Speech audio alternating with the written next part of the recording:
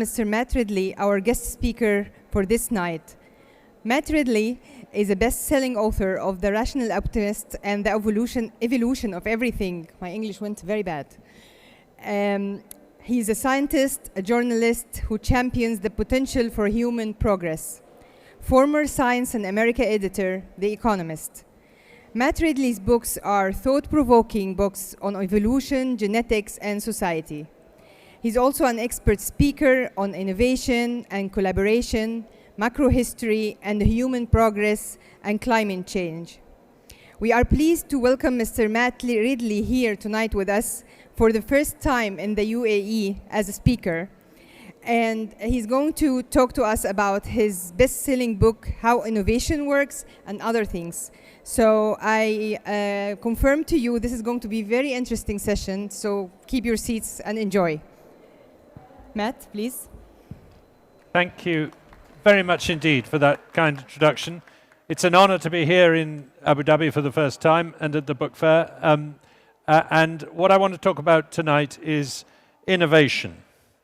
I think innovation is the most important event in human history. It's the most important theme running through what we do. And over the past 200 years, we have transformed the way we live in this world, and that is entirely down to innovation when you think about it. It's the invention of new rules as well as new tools, new ideas as well as new practices and new materials.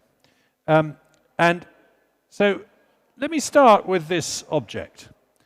It sits on my desk at home. It is an Ashwalian hand axe of the kind used by Homo erectus 500,000 years ago. Actually, my wife bought it for me on eBay. And next to it sits an object of exactly the same size and shape. And I think this is an encapsulation of the entire history of humanity in these two objects, that we went from making that kind of thing to making that kind of thing. And when you think about it, they're both designed to fit the human hand, and so they're exactly the same size and shape, yet they're separated by 500,000 years. And the object on the left is made from one substance, stone, and it's made by the person who used it. But on the right, the object is made of plastic and silicon and metal, and it embodies the ideas that different people had in different times and at different places. It accumulates this knowledge from many different people into one single object. And that, for me, is the great theme of innovation. How we bring together ideas from different people in different times and different places, put them together, mix them up, and come up with new combinations that are useful for mankind. But first, let me talk about what innovation does. 150 years ago, 90% of the people in the world lived in extreme poverty, measured as $2 a day in modern money. And by the time I was born, more than half the world still lived like that. 60% or so of people, when I was born, lived in extreme poverty. Even in 1990, the United Nations said that humanity stands at a defining moment in history, confronted with a perpetuation of disparities between and within nations, a worsening of poverty, hunger, ill health, and illiteracy. But it had been getting better. Poverty had been declining. Ill health, illiteracy, they'd all been declining. Did they get worse after 1992? No, they didn't. There was a further spectacular improvement. So I've lived through more than half the world going from extreme poverty to a better standard of living. What has caused that? Where does this incredible improvement in human living standards come from? Basically, it comes from innovation. Innovation in technologies, in tools, in rules, in practices, in habits. So here's a good example of what innovation can do for people.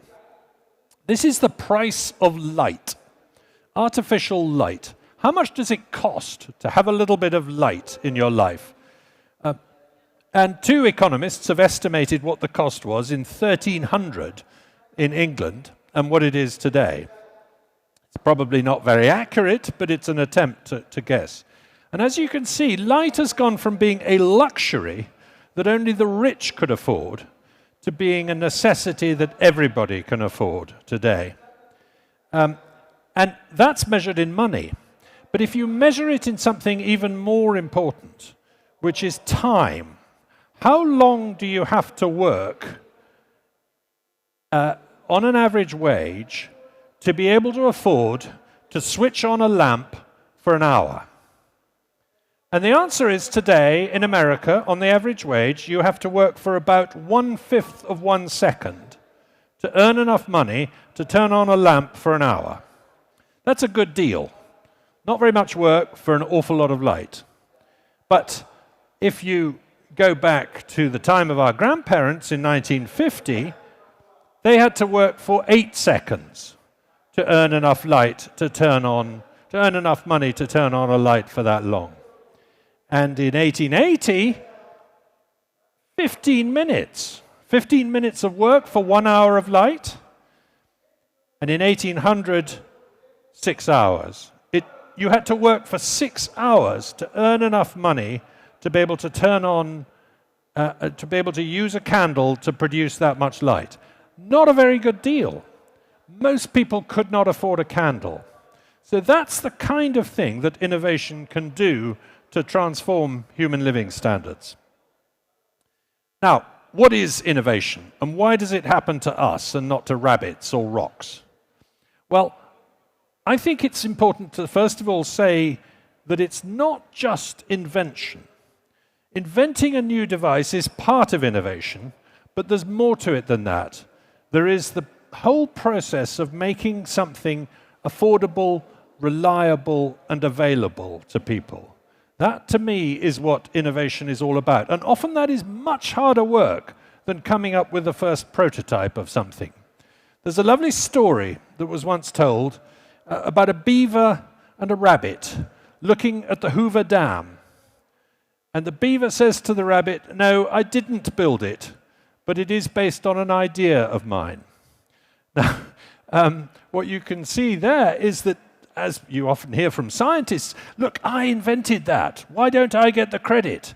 Because actually the person who develops it into an affordable, reliable, and available product also deserves a lot of credit. So for me, that's what innovation is about. Innovation is also always a collaboration. It's never one brilliant individual doing something on their own. And here's a good example of what goes wrong if you try and do it on your own. A man named Samuel Langley, in early 1900s in America, persuaded the US government to give him an enormous grant to build the first aeroplane. He was an astronomer and a brilliant one. He was the head of the Smithsonian Institution, and he knew how to build an aeroplane. He had calculated all that he had to do. He did it in secret, without telling people, because he didn't want other people to steal his ideas. And then he unveiled it on top of a boat on the Potomac River in October 1903. And it took off and plunged straight into the water. And Langley was humiliated. The American government was furious and refused to have anything to do with powered flight for many years after that, which was an interesting mistake, because just 10 weeks later, on an island off North Carolina, 2 bicycle mechanics with no degrees between them from Dayton, Ohio, succeeded where Langley had failed. What they did differently from Langley was that they didn't think they were clever. They didn't think they knew the answer.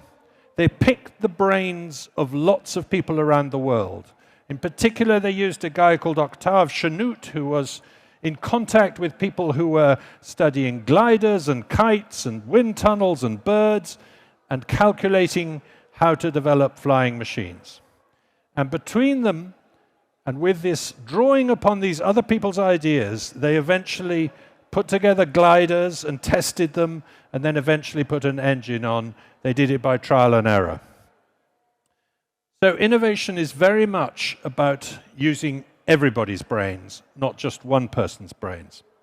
It is also serendipitous, and by that I mean there's luck involved.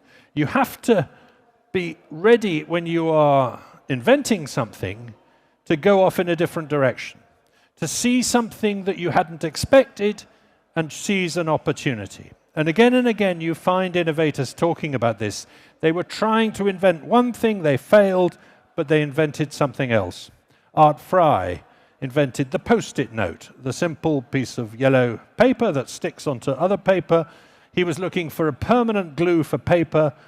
He kept failing, all his temporary glues kept coming off, and then he realized that was actually quite useful for making, for sticking things on temporarily.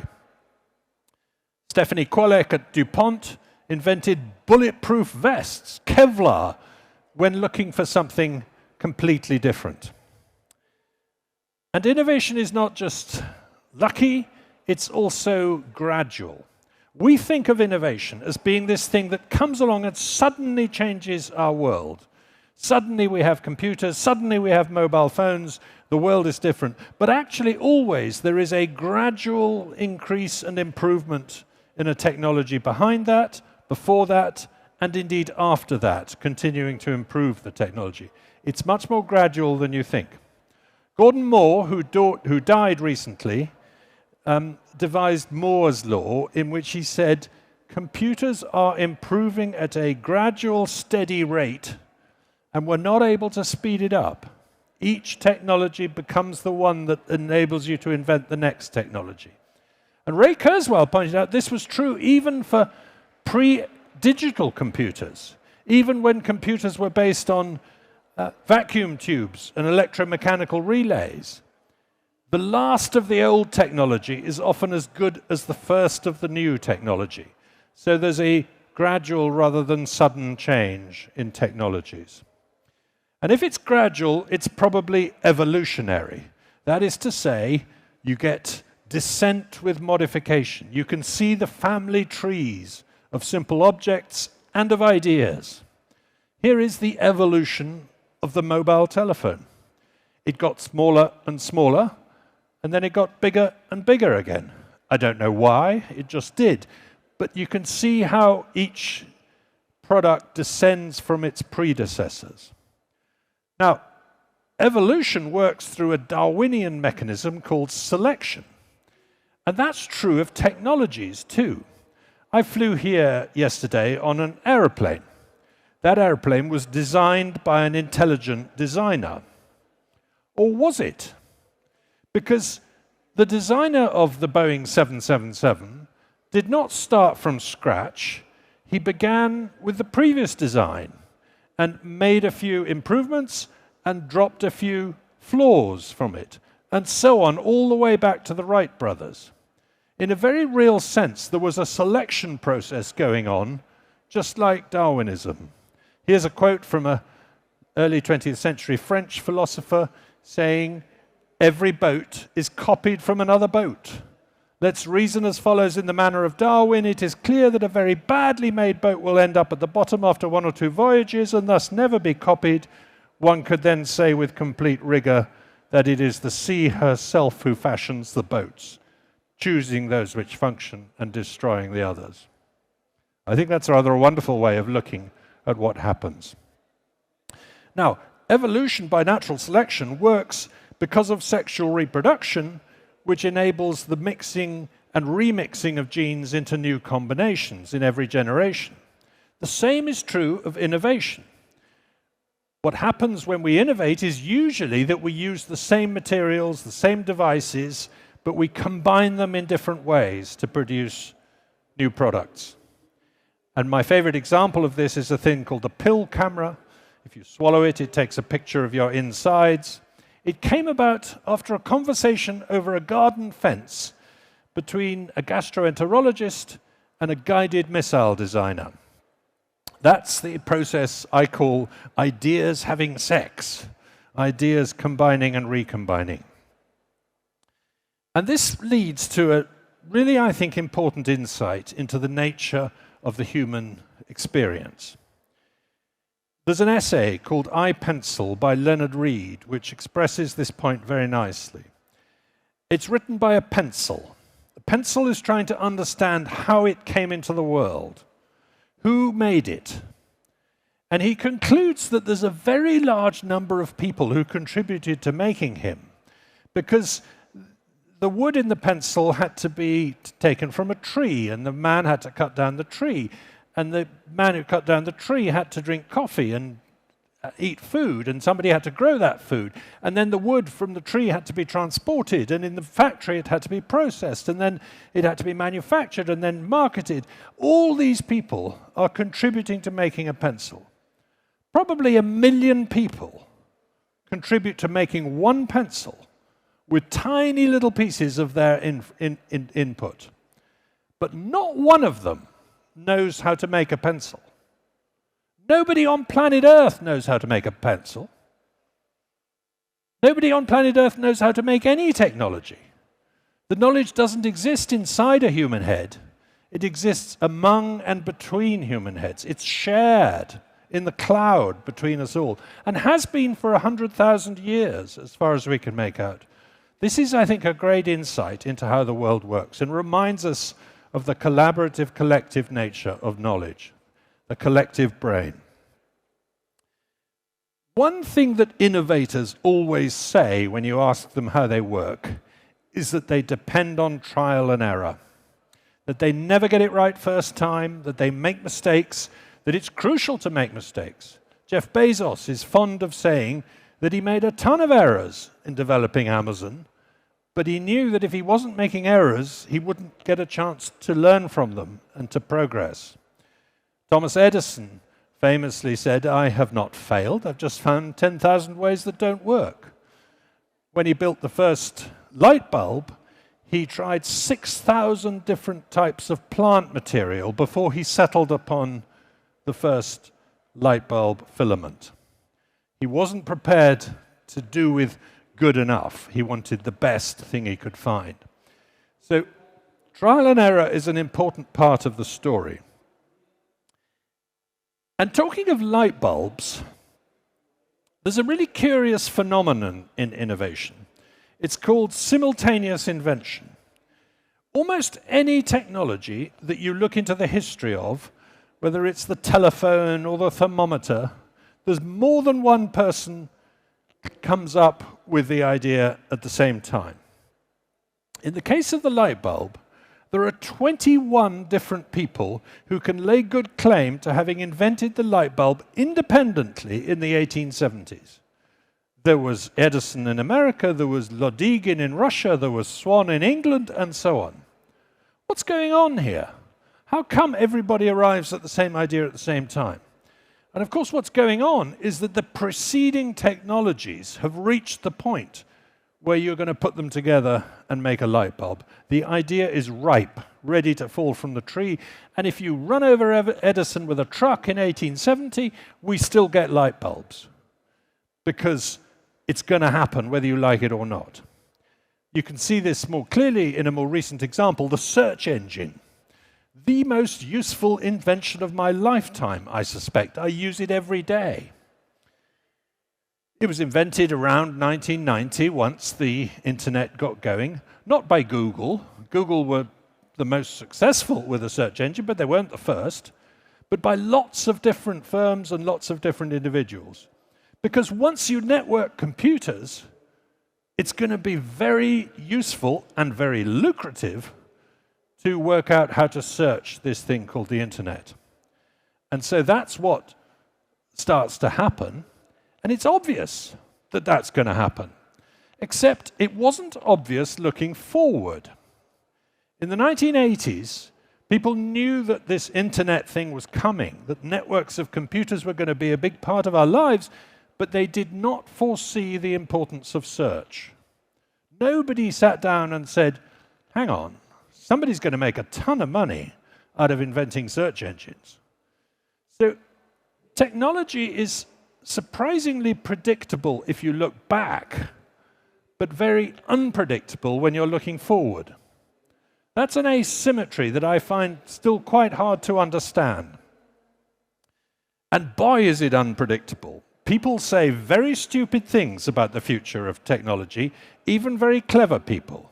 Here are three very clever people, very successful people, saying very stupid things about the future. Ken Olsen was the chairman of the Digital Equipment Corporation, which made the mini computer the most successful small computers of the 1970s. Yet he said in 1977, there is no reason anyone would want a computer in their own home. Paul Krugman, a Nobel Prize-winning economist, said in 1998, by 2005, it will become clear that the Internet's impact on the economy will be no greater than the fax machines. And Steve Ballmer, the chief executive of Microsoft, in 2007 said, there's no chance the iPhone's going to get significant market share. So I try and avoid predicting what technology is going to do, because I'm just as bad as these guys, probably worse, at predicting the future. And so's almost everybody. There are very few people who can make good predictions about the future of technology and innovation.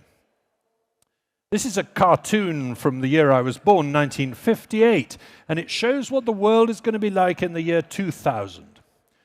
So a mailman, a postman, is delivering ordinary letters, but with a rocket strapped to his back. So that's wrong in both directions. It's too optimistic about transport, and it's not optimistic enough about communication. Not everybody gets the future wrong. This is from the 1920s in Germany. It's a picture of what we will do in the future. It's unbelievably accurate. That's pretty well what we all do all day, is it not? But if you go back to the 1950s and you look at science fiction and predictions about the future, everybody is talking about transport. They're talking about routine space travel, personal jetpacks, gyrocopters, all this kind of thing. And none of that happened. And there hardly any of them are talking about communication.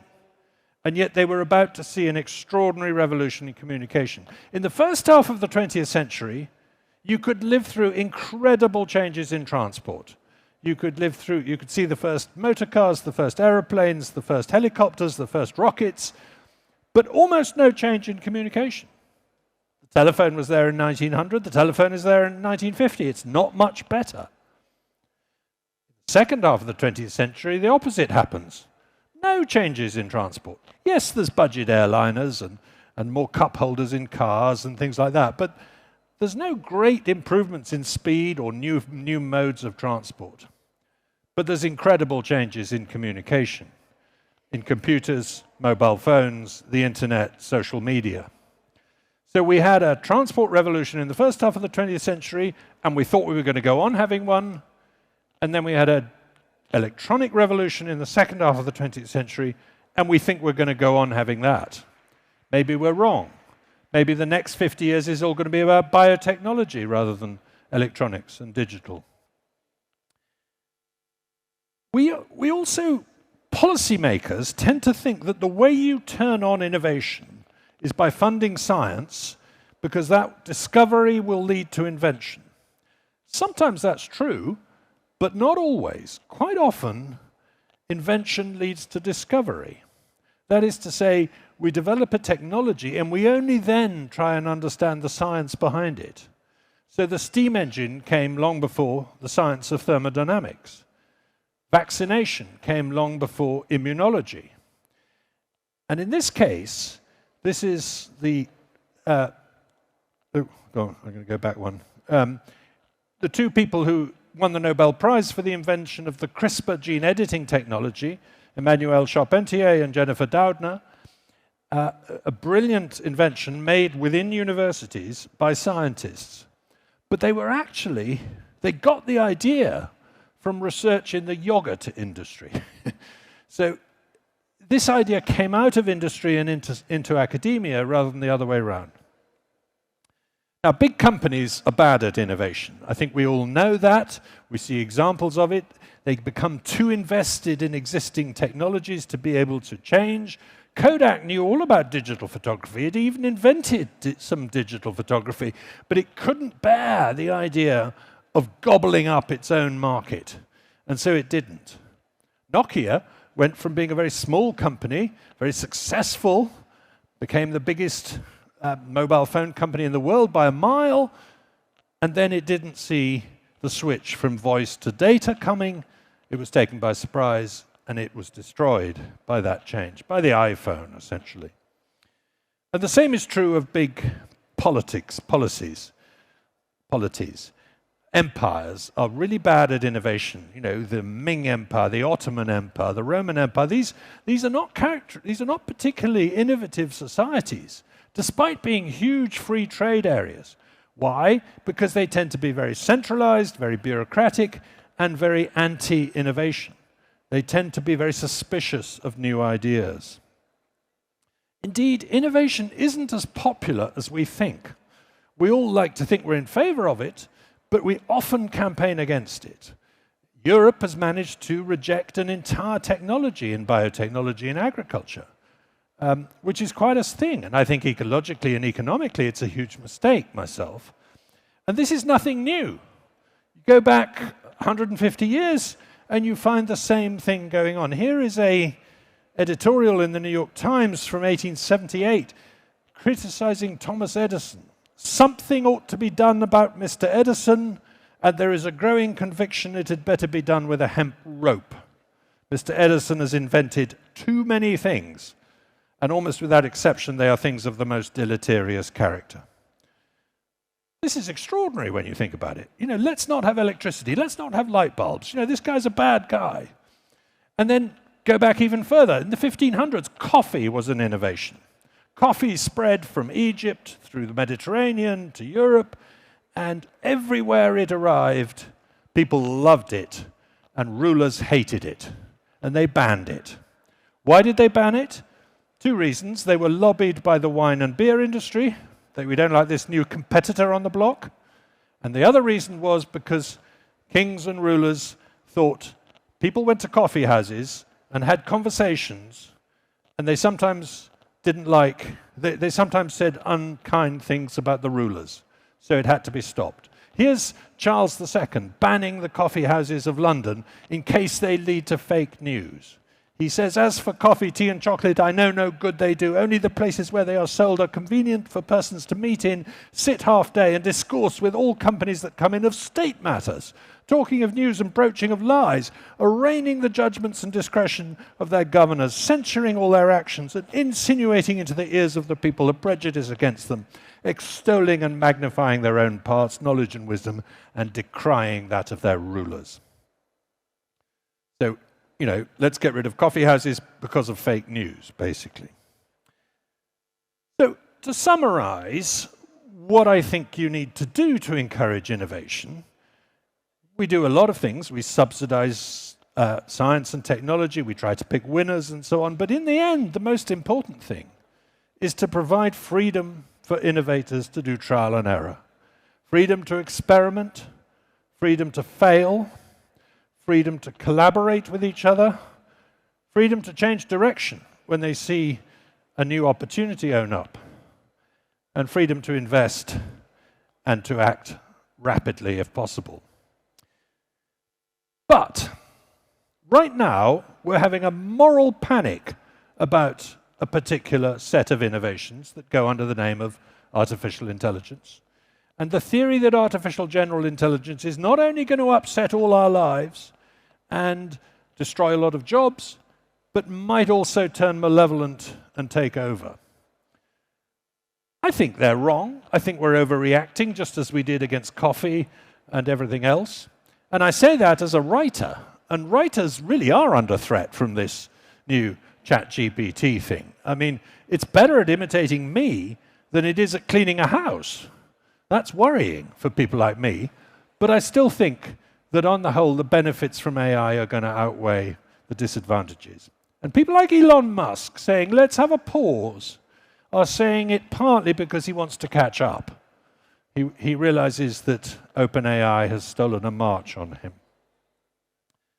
There is, however, one technology, one innovation of the last few decades that really does worry me. And that is synthetic biology with potential pandemic viruses. It is now highly likely, very possible, maybe even highly likely, that the pandemic began with a leak from a laboratory in Wuhan.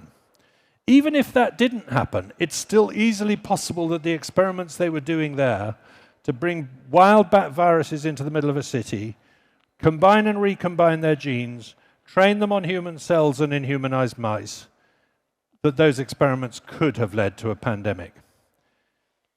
And that put enormous numbers of people at risk. So I have at last found an innovation that worries me. And yet the world is much more worried about artificial intelligence at the moment than it is about synthetic biology and virology. And I think that's the wrong way round. I've written a book about it with Alina Chan from Harvard. We think that this needs to be taken seriously as a possibility. But thank you very much indeed for listening to this, and let me end just by reminding you what innovation can do for human society. That's human GDP, world average GDP per capita, corrected for inflation. So this is not inflation. This is how much better off people are in terms of the goods and services they can acquire over the centuries. It's a spectacular hockey stick of a graph. Nobody has ever lived through a period like this as we have. Thousands of human generations have seen nothing like this happen before. And yet at every stage along that graph, the pessimists have said it can't go on. It's about to stop. I mean, here's historian Thomas Babington Macaulay complaining about that in 1830. He's saying, we cannot absolutely prove that those are in error who say society has reached a turning point, that we have seen our best days, but so said all who came before us, and with just as much apparent reason. On what principle is it that with nothing but improvement behind us, we are to expect nothing but deterioration before us? So, ladies and gentlemen, I think innovation is a good thing, and the glass is half full, not half empty. Thank you very much indeed.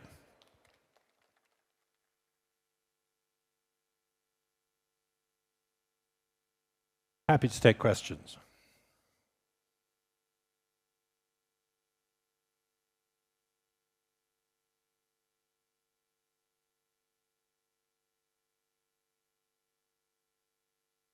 Questions, anybody?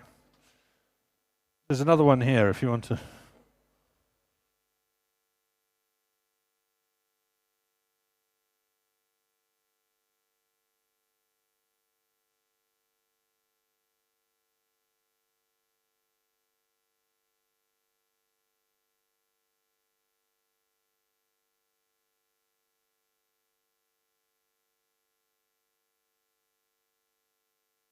If you say what your question is, I'll repeat it for the audience, perhaps.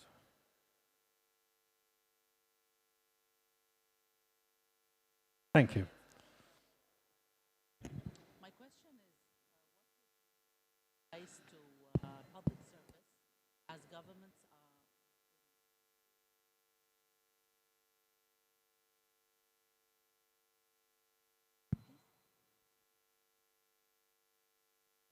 at them budgetary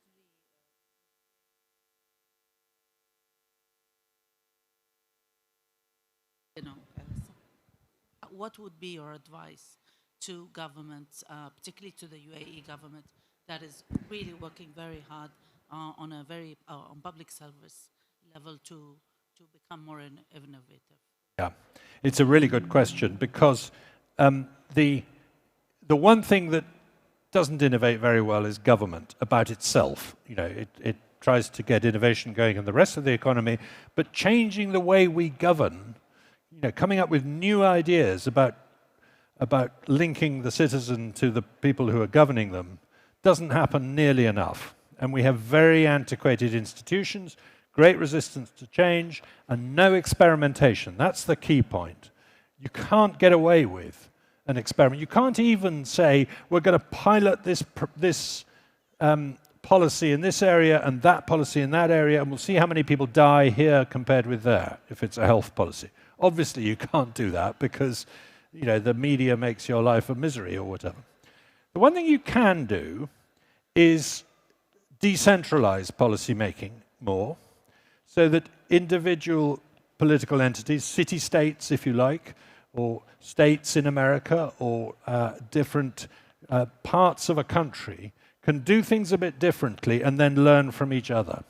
And I don't think we do that nearly enough. You know, the lesson of trial and error being an important part of innovation is one that needs to come into public policy too.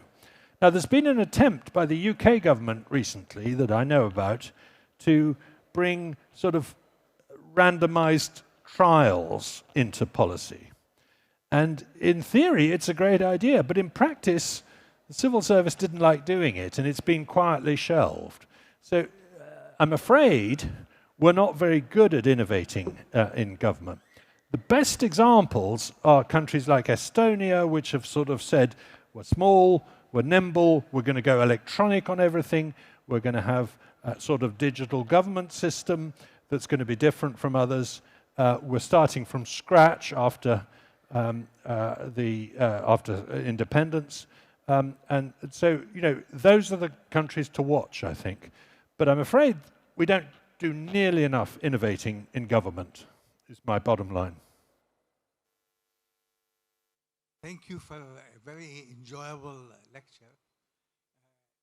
From the last two examples you mentioned about artificial intelligence and about and maybe we can even take it back to the invention of the atomic bomb. Yes. Things like that. Don't you think it is possible?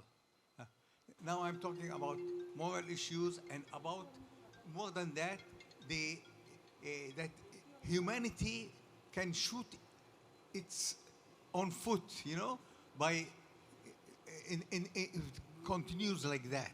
I mean, all of us are excited about innovation, invention and innovation, and how it has helped to improve the quality of life in some ways.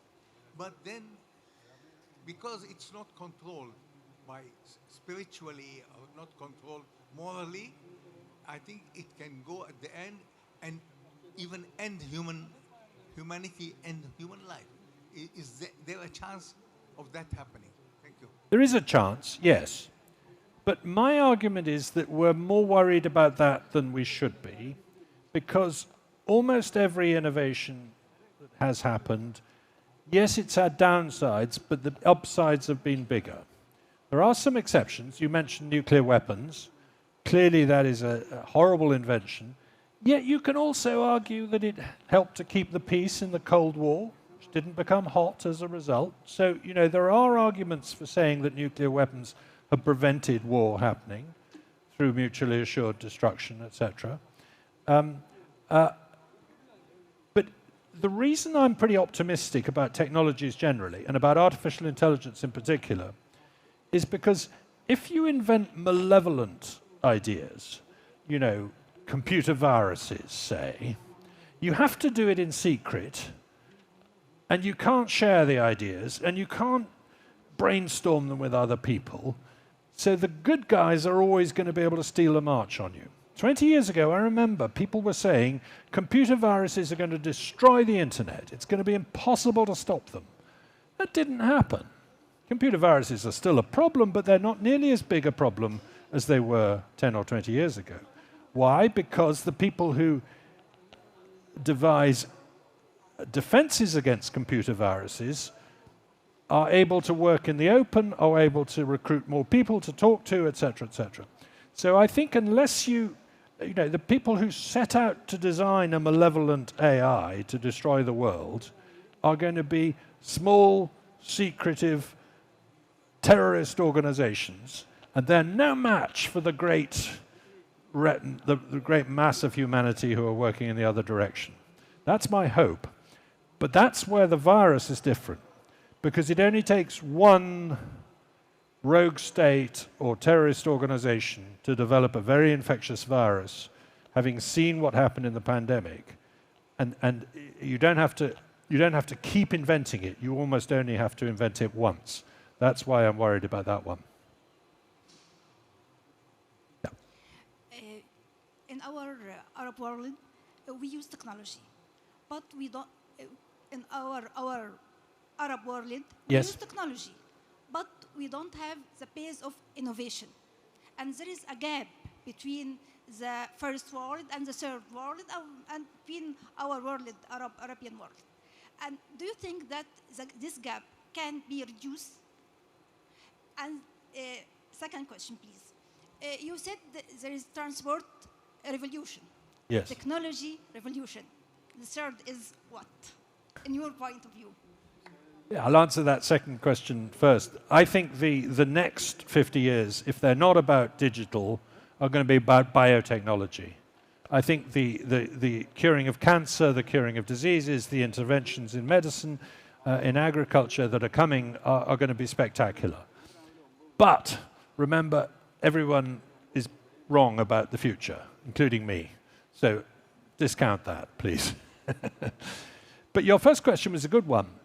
The Arab world is very prosperous and very successful, spectacular construction and infrastructure and so on, but it does not have a reputation for startups, for innovations, for new technologies, etc. I'm sure that's changing. I'm sure things are being done in Abu Dhabi and Dubai and elsewhere that are novel and will lead to world-changing results. I don't know, something like cheaper desalination of water or new methods of construction must be being pioneered in places like this. But I think to get the culture of sort of Silicon Valley here would be incredible and would be wonderful. And for that you need openness, you need trade, you need people coming and mixing and coming up with their new ideas and so on, and plenty of opportunity for entrepreneurs. And that, I think, is, you know, the goal, and it can be done. But it's very interesting. There's often, throughout history, there's often a very limited number of places in the world that are really innovative. You know, Baghdad in 1100 is incredibly innovative, but not today.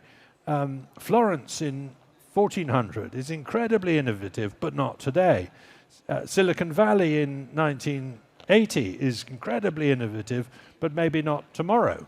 So somewhere we'll pick it up. My money's on India. I think we're going to see extraordinary innovations coming out of India in the next few decades, because I think it's got so much, the combination of education and entrepreneurship is very strong there.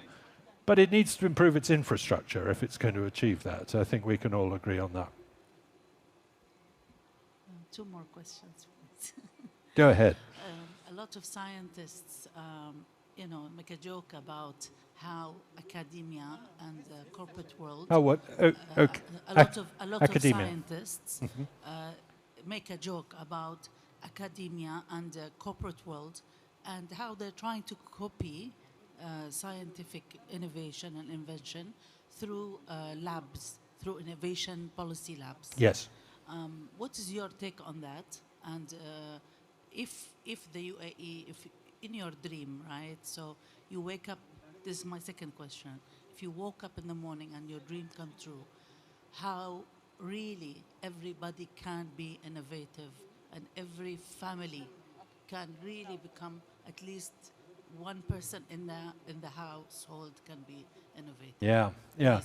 Tell us about Well, if I knew the answer to those questions, I would be Minister for Innovation, not an author, but still. Yeah, well, I mean, again, to answer the second question first, one of the things I want to do is demystify innovation and explain that it's ordinary people who do it. We have a tendency to think the guy who gets the Nobel Prize or has a statue built for him is a special kind of god. You know, has different blood in his veins from the rest of us, has this thing called creativity in it that the rest of us don't have. And that's not true. You know, Jeff Bezos is just a bloke who is determined to keep trying things until he succeeds. There's something very ordinary about most innovators, actually. And so I think that's a really important lesson to teach the young, that anybody can invent anything. I'll give you a really nice example, which I have in my book. Parents of diabetic children were anxious about the fact that when the child is at school, they don't know if they're managing their glucose levels well. So a couple of them who knew about computer programming got together and wrote a program to enable them to monitor their kids' glucose levels at school. And that they fed that back to the industry and said, please, will you market this to other parents, etc. It's a very nice example of perfectly ordinary parents, user-generated innovation. Your first question was about innovation labs in academia and in corporate areas. The one thing that really does seem to work for corporations is to take the innovators out of the corporate environment and set them free to do their worst. Google is trying this with Google X. It's had some successes, a lot of failures. That's fine. Failures are good. You know, Google Glass, you know, where you could see the internet on your spectacles, technologically brilliant, commercially pathetic. Nobody was interested in buying it.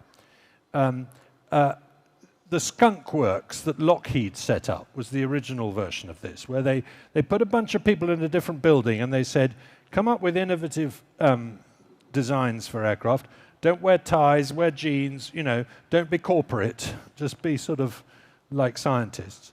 And that can work. Procter & Gamble did something different. They said, well, our rate of innovation in toothpaste and shampoo is pathetic. We've got all these scientists, what are they all doing? So they said, well, instead of that, forget that, we're going to just go around and find people around the world and back them, in universities, in small companies, in biotech businesses, whatever. So they went to a model of open innovation, where their R&D department was the rest of the world, rather than in-house. And that, I think, is a smart move, and it was very successful for Procter & Gamble. So those are some of the things that companies ought to be doing, I think, in the way of improving their R&D. I have the mic. I think it's my time to ask. I have a question, Matt, about actually the balance between intellectual property and the Creative Commons. Balance between? Intellectual property yes. and Creative Commons. Yes. And how really can good we question. strike this balance to foster innovation? I mean, it's my lifetime question. I would love people to share ideas yes. and exchange it. Yes. But on the other hand, I mean, these people have some rights for yes. their ideas. How do you see this working? Well, on the whole, I think we go way too far in defending intellectual property, both in patents and in copyright. And I say that as an author who makes money from copyright. When about 10 years ago, the UK passed into law without any dissent a new rule saying that 70 years after the death of the author, his works are still protected by copyright. But what did my grandchildren do to deserve that? They could get a job. You know, why are they going to get money from my books? Not very much, a little bit. Do you see what I mean? It's ridiculous. We've gone way too far. I'm all for some copyright protection, but I think it's too long, it's too protective. Why did we pass that law? Because the Disney Corporation had been lobbying Western governments to say Mickey Mouse is running out of copyright. That's our money spinner. Please extend the copyright. Well, that's ridiculous. The evidence from patents is that they stifle innovation at least as much as they encourage it. There is a burst of innovation when a patent runs out. 3D printing patents ran out a few years ago. Suddenly there was a lot of innovation in it. I traced in the book the story of the corrugated iron patent. in the mid-19th century. Not much innovation, then suddenly the patent runs out and you get a burst of innovation. So the idea that the patent encourages people to innovate because they can get reward for it is not true. It just creates a monopoly. Now, I don't think you can do without patents entirely. You can't go cold turkey on this system, but I think it needs to be more flexible, last for less time, etc. The computer industry, the digital industry, hardly relied on patents at all in its golden age in the last 50 years. Nobody expected to make money out of a patent on a program or a silicon chip. They just made money out of first mover advantage by being quicker to the next technology than their rivals.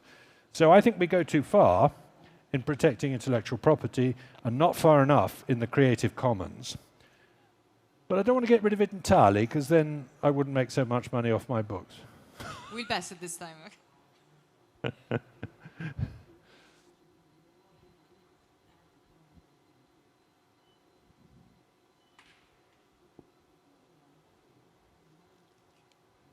Hi.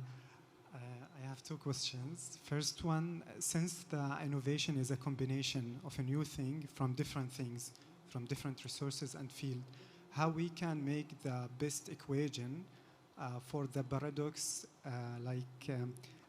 should we focus, should we be exposed for a different fields and different resources to see how we can make the combination and how we can avoid being distracted.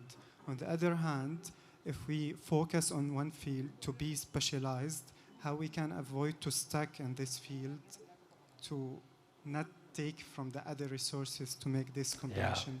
Yeah. It's a really good question. I mean, if you open your mind too much, your brain falls out.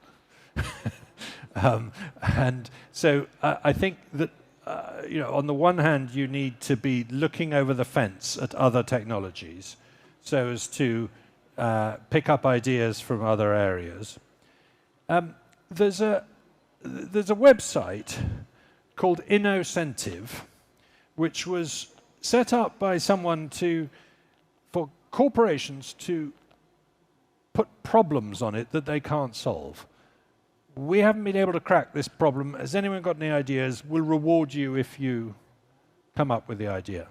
It works quite well on a small scale. It's not a huge thing, but it works quite well. But what's interesting is that the solutions often come from very surprising directions. So a problem in medicine will be solved by someone in engineering, or vice versa. So there clearly isn't enough communication between very distant fields of technology going on. And we need to improve that. We need the gastroenterologist talking to the guided missile designer, as I put it. But you're right that if we go too far in that direction, and we tell engineers to paint paintings or read Shakespeare or something, then we're not going to achieve very much. So you have to get the balance right, I think. And sometimes what happens in the most innovative parts of the world, like Renaissance Italy in the 1400s or Silicon Valley in the 1970s, is that you do get very different businesses, very different technologies happening at the same time in the same place, so people talk to each other. And if you create these forums where people can meet people in other sectors, then I think that can be a very lucrative thing to do. I think we're almost on time. Yeah. Matt, thank you very much. Thank We've you. enjoyed the session, and thank you for being open to all the questions of the audience today. It's a pleasure to have you, and I hope it's not the last time. And thank you. Thank you very much. Thank you all. Thank you for being here.